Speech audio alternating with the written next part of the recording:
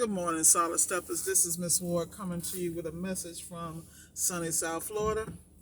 I'm actually getting ready to head to Fort Lauderdale Beach. I have a client there I need to take care of.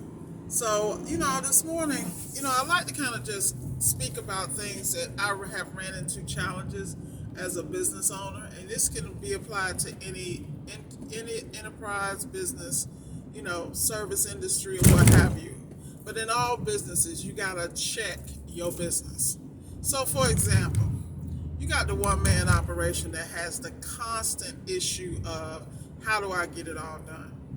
So what I'm gonna tell you is bite off a little bit at a time. There's a book by Brian Tracy called Eat That Frog. It talks about time management and about doing the most difficult tasks first and then moving forward.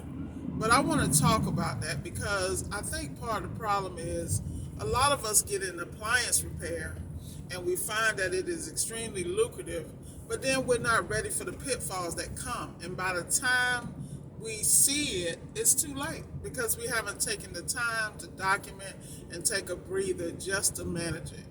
So let me give you an example. Say, like me, I got this big deal. I like to make sure my gas is always on full the next day because I'm a globe trotter. You feel me?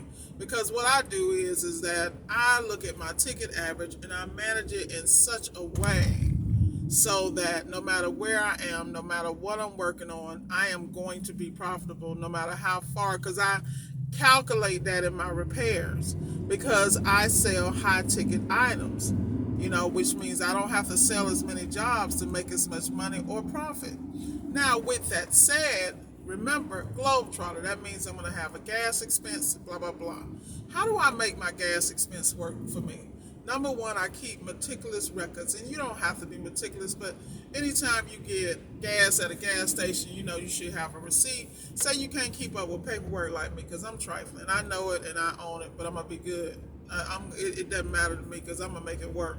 So I might take a picture, I might not, but there's several apps you can take a picture of the receipt and move on. Like certain things are just habits. So if you can't handle it right then, you can extract it. Some people just go through QuickBooks, and what they do is they'll go in and they'll the thing I like about QuickBooks app, you slide through those what they call them, transactions. It asks you taxable, non-taxable, taxable, non-taxable.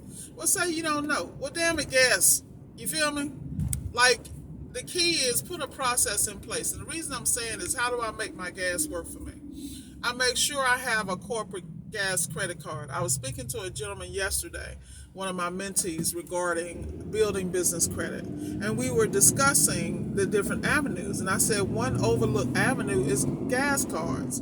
I tell people all the time, you need to get 5 different fleet gas cards and build your business credit, because that not only reports to Dun & Bradstreet, but also reports to Equifax business and what's the other one? Experian business. People don't understand, whenever you're dealing with credit, it is a 360 animal, and you have to attack it that way. Business credit is very different than personal, but phenomenal personal credit will give you a head start on business credit. You just have to know that game and play it very, very well and be strategic about your moves. So gas cards, I make sure, so while I'm getting gas, I'm building that credit piece, and I know I'm going to run through it. At the same time, I'm making sure I'm keeping records for the tax piece. And with modern technology, you got an app, period. One of my favorite apps is Evernote.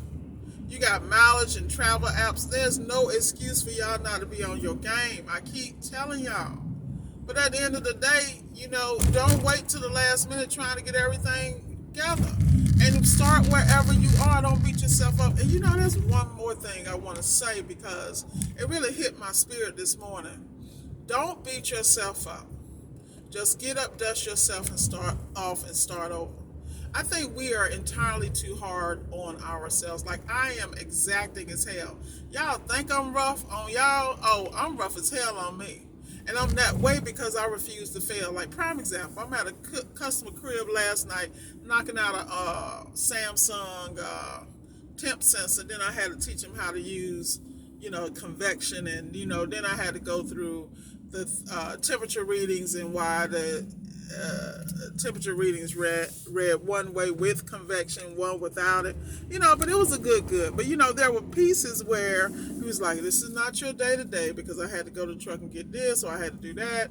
I had to make an extra step here and there. But I also knew it was damn 8 o'clock at night, and I had been grinding since 7. At the same time, I didn't beat myself up. I didn't let the customers' comments bother me like I normally would. What I did was kept saying to myself, "Shell, stay focused, because you are the best. You are the absolute best at whatever you do and whatever you touch. So don't let your haters bother you. Let them be your motivators."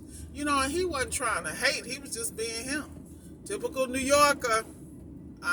Yeah. Anyway, but at the end of the day, like I said, you got to take care of you. You got to take care of your mental. Yeah, I'm sure y'all caught that shot of the Fort Lauderdale beach. I'm telling you, I was laughing the other day because I had to come down here, and I come down all the time for customers, but I rarely ride along the beach because usually I'm coming in and out, blah, blah, blah. And I was like, you know what? I worked so much I forgot Fort Lauderdale had a beach. Now, that's sad.